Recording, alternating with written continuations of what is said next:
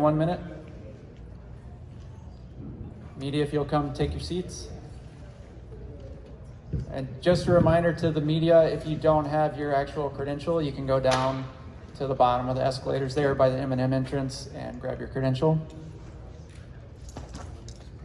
Media also, we'll have a microphone, so when we start the formal Q&A, if you'll identify yourself and your outlet, and Savannah here will pass you the microphone.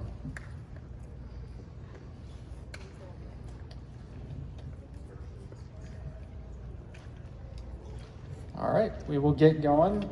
Welcome to the Prudential Center, to the Women's Freestyle Final X press conference. The way this will work is athletes, I will give you all an introduction, and then I'll ask you to make an opening statement, talk about the opportunity to come here and compete for a world team spot here at the Prudential Center at Final X. And then I will open it up to the media for questions. So that's how this will run.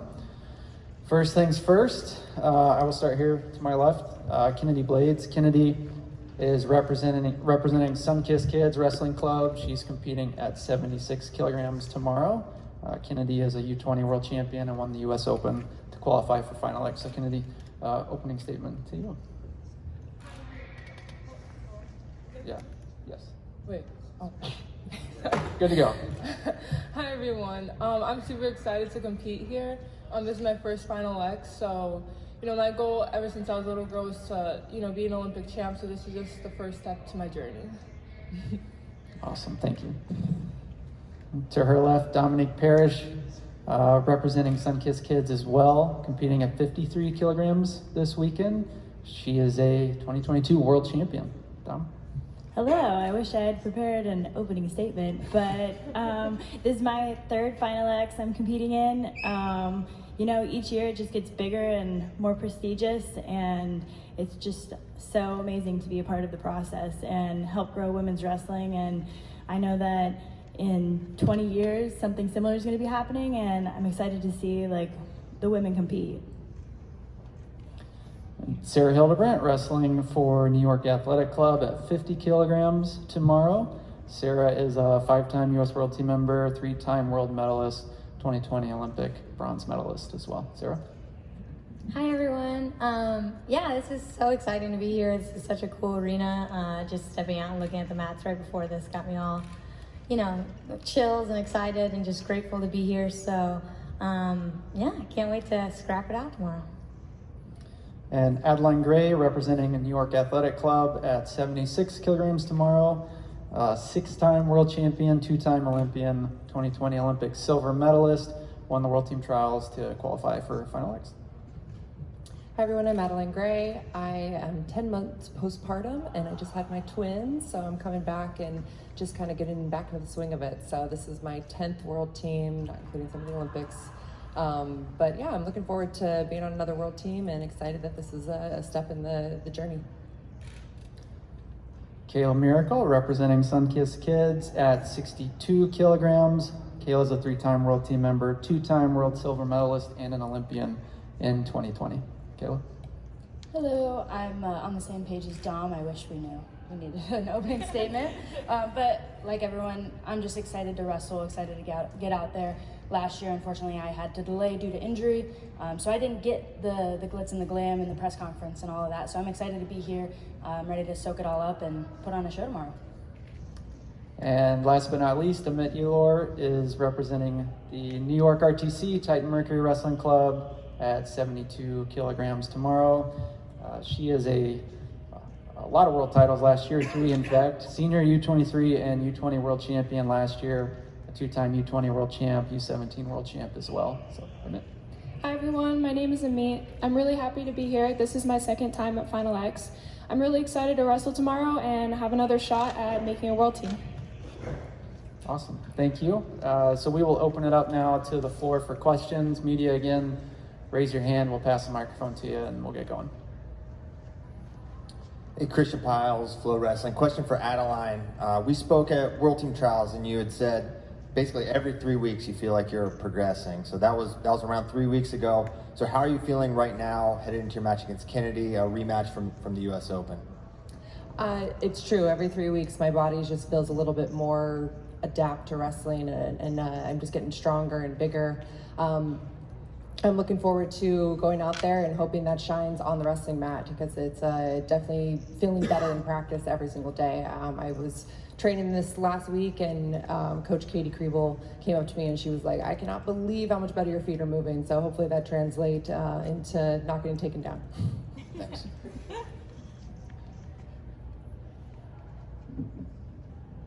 Kyle Klingman, Flow Wrestling for Sarah Hildebrandt. Another weight class, you've been at 55, 53, and now 50. How have you made the progression down and been so effective at 50 kilograms?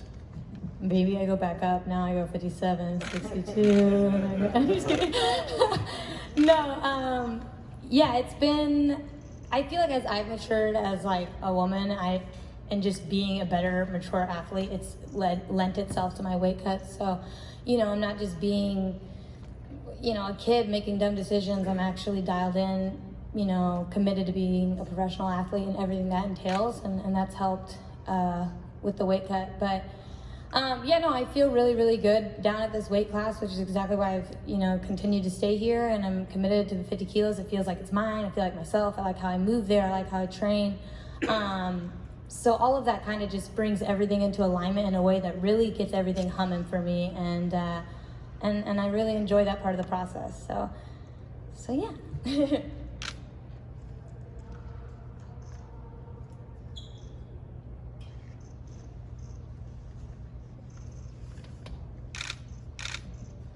This question's for Adeline. Zeb Miller, OhioCast. Adeline, you are 10 months postpartum, mom life, totally different, twins, double duty. How much has your life changed from the first 9 world teams to now? How much different is your life, and what's the mom life like? And how much just different is the routine? And now it's not about all just you, it's all about 3 people you gotta take care of.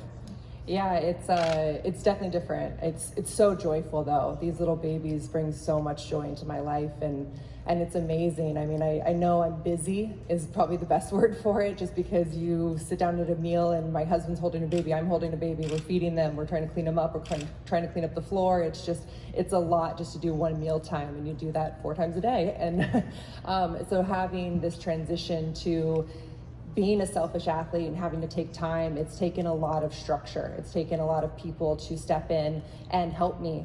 During the World Team Trials, we unfortunately got the flu traveling through my house, and it took out my nanny, my mom, my dad, myself, my husband, and luckily the babies did not get too sick, but it just was, I'm very grateful for people who are willing to come into my house and take care of my kids when they were sick so I could go and get a practice in. And just kind of finding that balance and finding a little bit of separation between just worrying about a single leg all the time. You come home and you have this little baby smiling and being so excited. So honestly, wish I would have done it a little sooner. I felt like I stayed in this little miserable state of just thinking about wrestling for so long that these little beautiful babies that have blessed my life have been very, very important to bring some joy back into the process.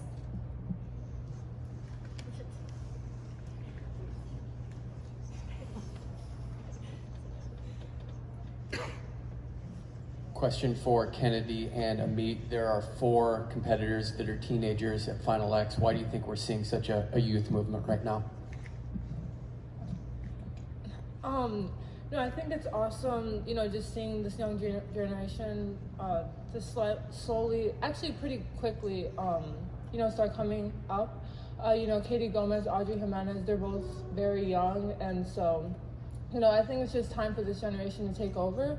You know, the veterans have left a lot. You know, they are like world champs, you know, Olympic champ, Helen Marinas and Tamara. They've, you know, they set the bar for us, but I think like with the sport also growing, I think that, you know, this generation is just gonna be able to surpass that with, you know, 2 or 3 Olympic champions, you know, in 1 year instead of just, you know, 1 each year. And so, you know, I think, you know, me, Audrey, and Katie were just kind of like opening these gates for these younger women, and it's just real exciting.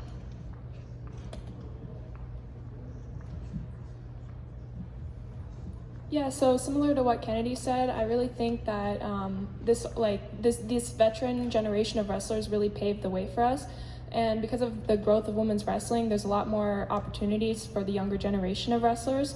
And I think that's why we're seeing such better performance from these younger athletes. And I think it's only going to continue to get better with this younger generation of girls that are younger than me and Kennedy coming up. I think they're going to be doing even better than we are doing right now. And I think it's just going to keep growing.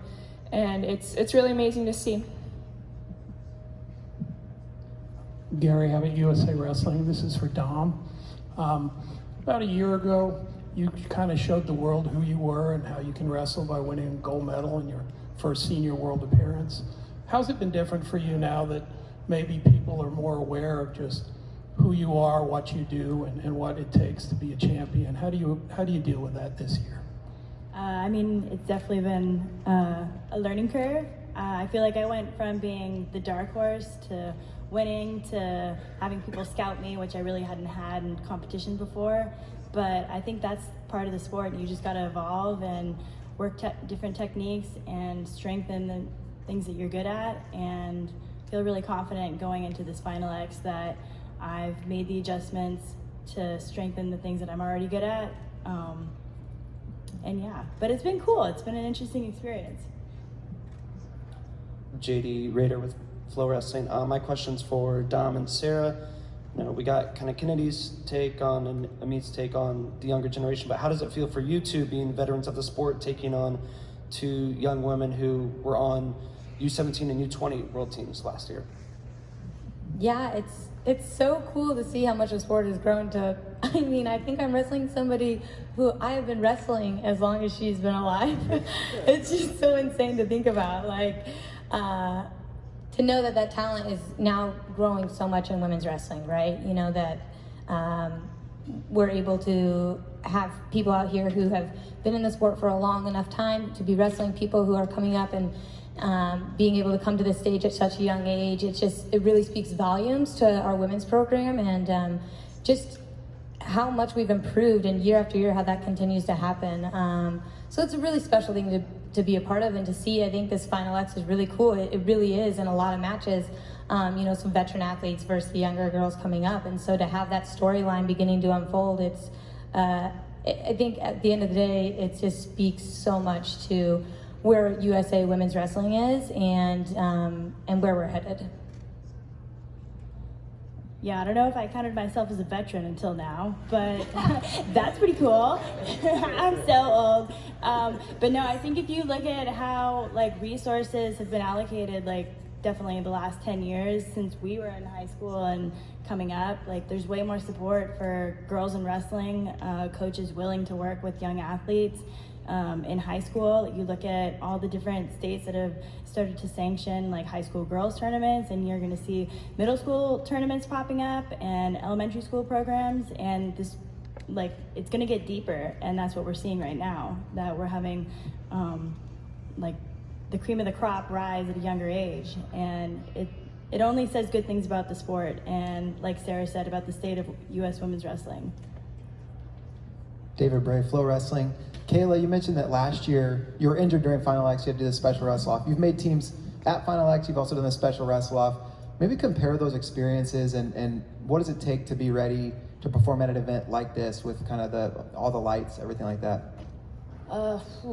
Honestly, so I've been getting healthy again. You know, Pan Am's is maybe not my luckiest place, especially in that semifinals match. Got a little tweaked up. So I've been battling that, and I had a really honest talk with my coach, and he was like, hey, I think we should delay again.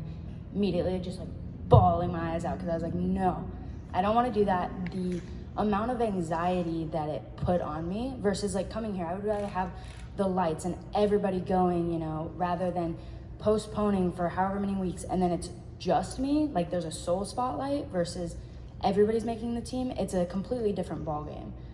So I don't love postponing. I don't love the special wrestle off, but it had to be done last year, and this year I was able to find the right resources, and I had the right people in my corner. You know, I had Matt Midkiff, Dr. Joe, I had Neuroforce, everybody. They were helping me to get healthy enough to compete and do what I do. And last year that wasn't an option. I just needed time. And so, yeah, 100%, I prefer this. Logan Savvy with Greco United. My question's for Amit. So you are the superior hand fighter in all of your matches. What impact has Greco-Roman wrestling had on your technique and strategy? I think Greco-Roman wrestling has made a huge impact on my technique and strategy. It's really just natural for me. I really enjoy hand fighting, and I feel like it's a really important part of wrestling. I'm really lucky that growing up, all the coaches I worked with really emphasized hand fighting and upper body techniques. But recently I have also been trying to open myself up to more lower body attacks and kind of add more to my arsenal. Zeb Miller, OhioCast. This question is for Kennedy Blades. Kennedy, such an impressive performance at the U.S. Open. How do you try and repeat that performance in a best 2 out of 3 situation against one of the most dominant wrestlers in all of women's wrestling throughout the world for the last decade? How do you repeat that performance here in New Jersey? You know, I think it's awesome being able to get the opportunity to wrestle the best female American wrestler in history. So, you know, being able to wrestle at US Open, you know, it was really cool just having like the top 5 girls in my weight class. You know, our weight class was really like deep. It was just, you know, we have a lot of good wrestlers at that weight. So, you know, being able to dominate and then making it to Final X, you know, I did have a feeling I would see Adeline just because, you know, she's a veteran, you know. She's strong, she's smart, she, you know, does not give up and all that stuff. So, you know, I'm just gonna go into this match doing what I do best, you know, just keep wrestling, taking my shots, and just dominating the match. And I'm just going in there wrestling excited. You know, I'm super excited to be here and just being able to wrestle on the same mat that, you know, Kyle Diggs, Jordan Burroughs, Kyle Snyder, all these top athletes are wrestling. So I know I'm supposed to be here, and I'm just super excited. John Kozak, Flow Wrestling. This question's for Amit. You're competing at a non-Olympic weight. Was there any consideration about dropping this year or going up? And then what's going to go into that decision for next year? So ever since I was little, my parents really encouraged me not to cut weight and to listen to my body. And unfortunately, my body likes to be somewhere between 68 and 76. I wish that it would naturally kind of float towards one weight class. So that's been kind of a challenging decision for me. I do think I'm leaning towards 68, but it really depends on how I feel and what weight my body feels best at.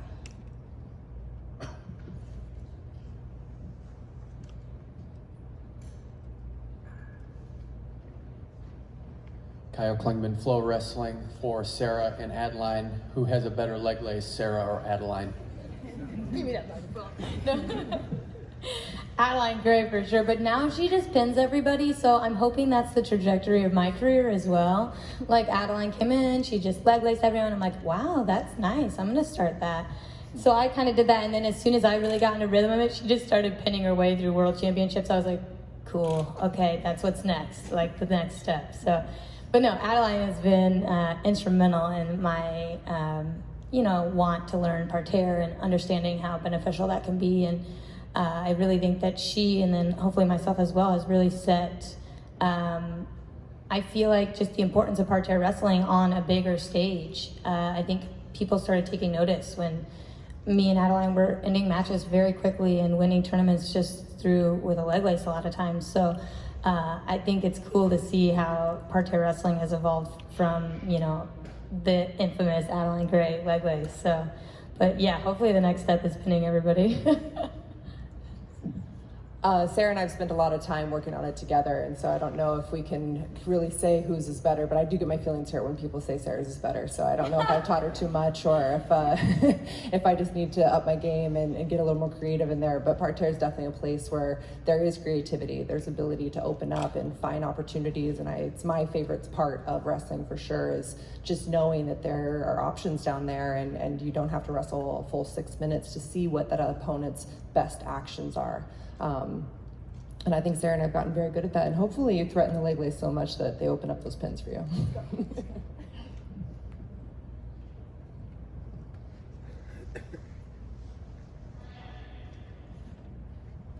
This question's for Kayla. You've reached a lot of success at the senior level, and and wrestled the best athletes in the world in your weight class. So how do you balance keeping the strengths that are working for you now, and then also trying to change things up so that you can take the next step in your career? I think it's been prevalent throughout my whole career. You're looking at when I was a little kid and all I did was a fireman's carry. All right, now they know this, so now I have to figure out how to fake fireman's go single, you know? So every step of the way, people are scouting, right? Dom mentioned it earlier. They're going to be watching film, they're going to break things down, they're going into practice. So there's just the general evolution of a wrestler. You have to get better every single day, otherwise you're going to be left in the dust. But I think I practice with Dom a ton and Pritz, and we just try things. You know, it's something, maybe I saw it on Instagram, you know, some random match of a high schooler or a foreigner, and I'm like, oh, that's cool, maybe I should try it. Don't drill it, don't talk to my coach about it, I just hit it randomly during sparring, live, whatever, and then I'm like, oh, that felt weird, like, and then we talk about it. We talk with Pritz, we bring it in, and then we're like, oh, maybe I can actually hit that lefty arm spin, right? Like, I've never hit a lefty arm spin, but I did it in practice the other day. I'm like, what? So just trying things, having fun with it is the way you continuously evolve. Zeb Miller, OhioCast. This question's for Kayla and Adeline. Adeline's the veteran of the Beat the Streets matches that, you know, since she's done it in Times Square. She's wrestled everywhere on a battleship, I think. I can't even remember, but you've done all these things everywhere. But the Beat the Streets organization, what's it like wrestling for this organization in these events and helping out kids to get kids off the street and to, you know, help the operating budget? It's a fundraiser. What's it like for you? And Kayla, since no Helen, right? There's no Helen and you know, you were the same thing last year. To miss this event, what's it like to miss this event? Because it's such a big deal. What was that like? What's Helen going through? You know, she's gonna have to wrestle. What's that like? But Adeline, you know, over a decade of doing this, what's that been like for you with Beat the Streets? Beat the Streets is amazing. I am so excited that we're integrated and use it as part of our platform to have young women come in and wrestle. And they've done such a great job having equity with men and women and bringing young women in. And as a heavyweight, they bring in big women, which is awesome to see. And I feel like I've been able to pull some of their athletes and use them and had body types that look like they do overseas and utilize that because their pipeline's not really built for us to have those big women. And so I've been very appreciative of the fact that that is a focal point and that's something that benefits my wrestling. But as far as competing for these Beat the Street events, they're so awesome. I mean, I think it's a highlight. It brings the focal point back to the youth and why we're stepping on this mat and learning these things. You know, we're learning how to be gritty. We're learning how to build discipline. And that's helping not only ourselves be better people, but these youth learn and find a purpose in a lot of ways. And so I really enjoy this aspect of having Beat the Streets, and I'm actually moving out to the LA area and hoping that I can be more involved. Being down in San Pedro High School has a program, and really looking forward to being a little more integrated in the Beat the Streets and being a part of these spectacular events in the future. And then as for Helen, we don't know, we just know she withdrew or delayed for medical reasons, so hopefully she heals up quick. She's been somebody, if you watched Helen Believe, you can see that she's always been good at putting herself and her health first and really not just done something for the sake of doing something. You know, she really wants to take care of her body. But we do know from the Olympic trials, she went in, she had no other choice, and she went in and she wrestled with a not great MCL, and she was able to make the team despite losing the second match. So we know Helen is one of, if not the most resilient wrestler in America, maybe of all time. She's battled through the toughest of tough people. She's gone through so many crazy circumstances. So I know she's gonna heal up quick, and then she'll face whatever it is. Whether they wrestle at Fargo, they do a special wrestle off like I did last year, she's gonna get her mind on straight, she's gonna take care of herself, and then she's gonna take care of business on the mat.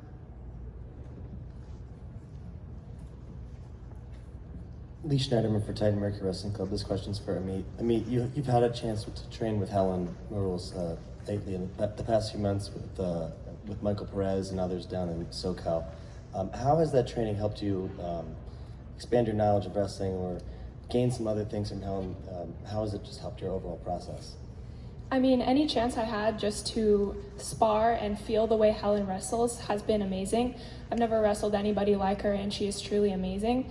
And it's also helped me open up my wrestling and learn new techniques and new ways of wrestling. And I feel like it's really helped me grow as a wrestler and as a person.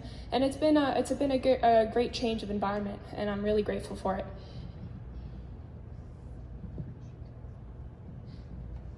This question's for Kennedy.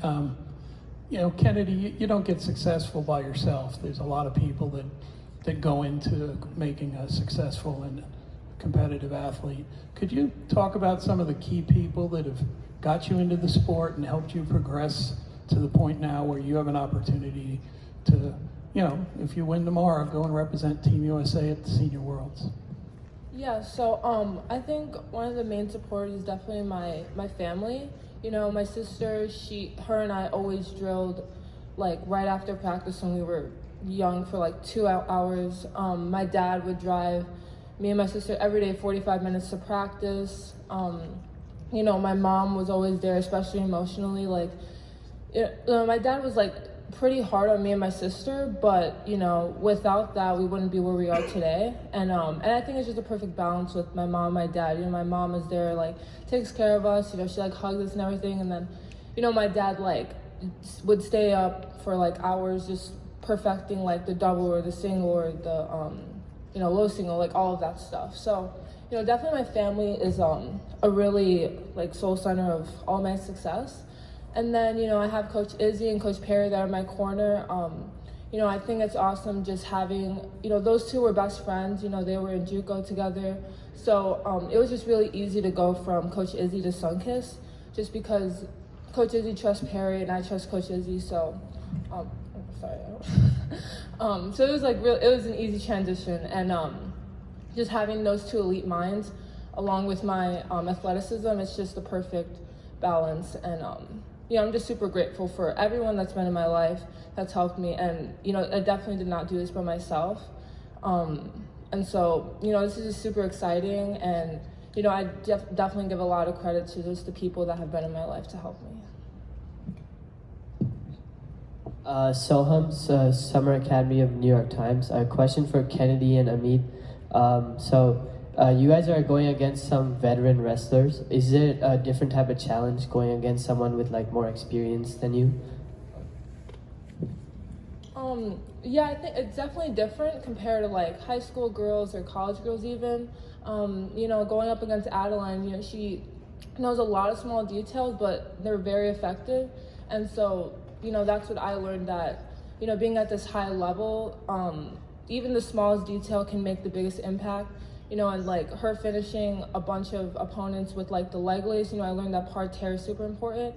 Just me being a folk style wrestler all my life, and then transitioning to freestyle in high school, I realized that, small impacts such as parterre is just, it can change a match for sure. So, being wrestling a veteran like Adeline, who's been wrestling for many years, plus she's been successful, it's definitely a different feel.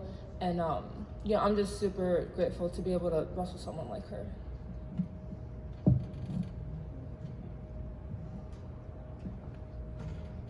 Hi, so I don't know if I would consider my opponent a veteran, but generally I feel like whoever I am wrestling, I try to treat the match equally, no matter who they are, what they've accomplished, and just keep myself completely and fully prepared, and just, react off of their reactions and just wrestle and see how it feels. Do we have any more questions?